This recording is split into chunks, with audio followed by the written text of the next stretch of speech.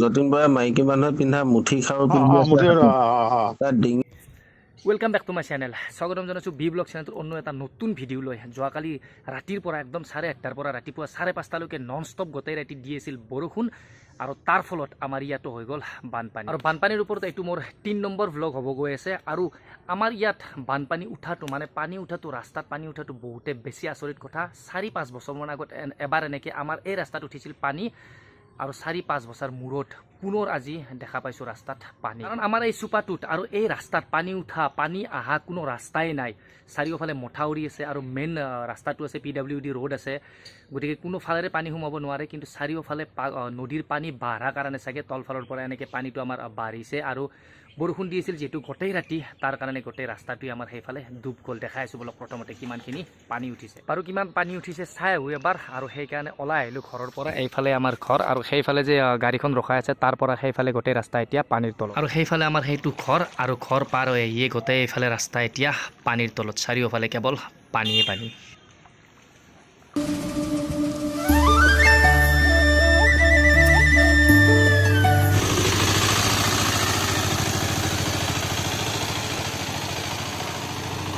আৰু এইফালে গোটেই ৰাস্তাটোত পানী উঠাৰ কাৰণে যাতায়াত ব্যৱস্থাও বহুত বেছি বেয়া হৈছে গাড়ী টেম্পো অহা দিনত বাৰু চিনি পাইছে ৰাস্তাটো কিন্তু ৰাতি ৰাস্তা চিনি নোপোৱা হ'ব কাৰণ পথাৰৰ লগত একেবাৰে ৰাস্তা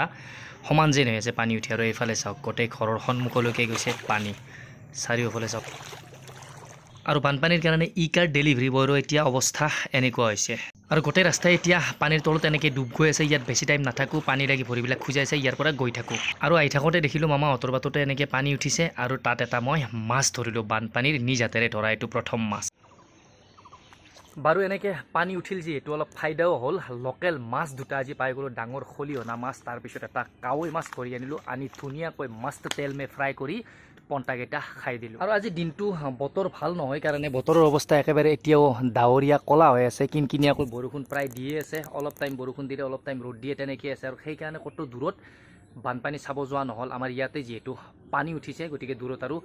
যোৱা নহ'ল কিন্তু এই বানপানীৰ মাজতে আৰু এটা বস্তু বহুত বেছি ভাইৰেল হৈ আছে নতুনকৈ মানে যতীন বৰা ডাঙৰীয়া আৰু যতীন বৰা ডাঙৰীয়া এইবাৰ নতুনকৈ ইমান মানে আলোচনাৰ বিষয় হৈ পৰাৰ কাৰণ এটাই তেখেতৰ ফটো এটাত বহুত বেছি সমালোচনা চলি আছে তেখেতৰ এটা ফটো প্ৰথমতে ফটোটো চাই লওঁ আৰু এইখনে সেইখন ফটো যিখন ফটো মোৰ ওচৰত আপোনালোকে দেখি আছে এইখনে সেইখন ফটো আৰু এইখন ফটোৰ বাবে যতীন বৰা ডাঙৰীয়া এতিয়া সমালোচনাৰ বিষয় হৈ পৰিছে আৰু এইখন ফটো হৈছে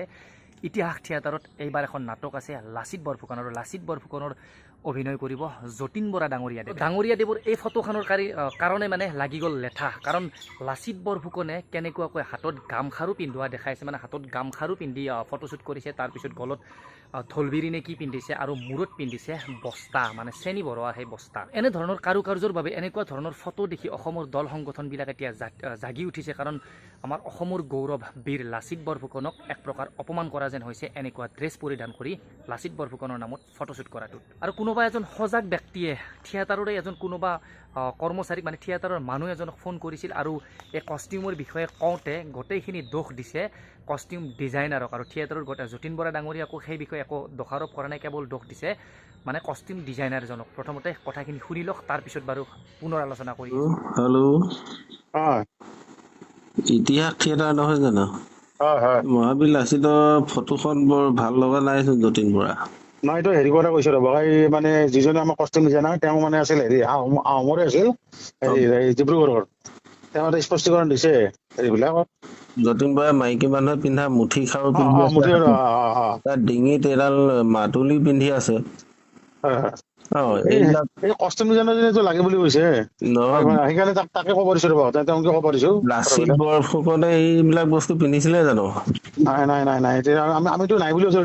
তেওঁ মানে পিন্ধিছে ৰবি শৰ্মা বোলে পিন্ধাইছিল বোলে আপোনাৰ যেতিয়া হেৰি হৈছিল আপোনাৰ এইজনৰ নামটো কি শ্যাম বুলি ক'লে সকলোৱে জানি দিব আপোনালোকে বাৰু কথাখিনি আপোনালোকে শুনিলে গোটেইখিনি দোষ দিছে কষ্টিউম ডিজাইন কৰাজনক কিন্তু যতীন বৰা ডাঙৰীয়া দেৱে কষ্টিউমখিনি পিন্ধি যেতিয়া ফটোশ্বুট কৰি আছিল তেতিয়া বাৰু সেইবিলাক চকুত পৰা নাছিল নেকি কাৰণ ইমান বছৰৰ অভিজ্ঞতা আজি 20-25 বছৰ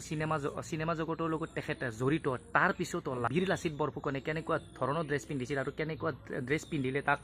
নাচাজিব পাৰে লাচিত বৰফুকনৰ নামটো লৈ সেইবিলাক ড্ৰেছ পিন্ধি ফটোশ্বুট কৰিলে চাজিব নে নাচাজে এইখিনি কমন চেঞ্চ আচলতে থাকিব লাগিছিল ইমান বছৰ অভিনয়ৰ লগত জড়িত থকা ব্যক্তি হিচাপে মেইন প্ৰশ্নটো হ'ল এনেই মানে যতীন বৰা ডাঙৰীয়া দেৱক কা আন্দোলনৰ পিছৰ পৰা তেখেতৰ চিনেমা মানুহে নচোৱা হলত মানুহে নোৱা হ'ল তেখেতৰ চিনেমা ৰিলিজ হ'লে এইবাৰ আকৌ যদি থিয়েটাৰৰ আৰম্ভণিতে এনেকুৱা ধৰণৰ ভুল কৰে এইবাৰ জানো থিয়েটাৰ চোৱা মানুহ হ'ব যিবিলাক ব্যক্তিৰ থিয়েটাৰ নাটক চিনেমা চাই আমি কিবা কিছু অলপ জ্ঞান পাম বুলি আগবাঢ়ি যাওঁ সেইবিলাকে যেতিয়া অজ্ঞানীৰ দৰে কাম কৰিব ধৰিব তেতিয়া আৰু অৱস্থাবিলাক অলপ বেয়াৰ ফালেই যায় বাৰু এটা চিম্পুল ব্লগ বনাই দিলোঁ যদি ভিডিঅ'টো চাই ভাল পালে লাইক এটা কৰি দিব আৰু যদি চেনেলটোত নতুনকৈ আহিছে তেন্তে প্লিজ চেনেলটো ছাবস্ক্ৰাইব কৰি ল'ব লগ পাইছোঁ এটা নতুন ঠাইৰ পৰা এটা নতুন ব্লগৰ সৈতে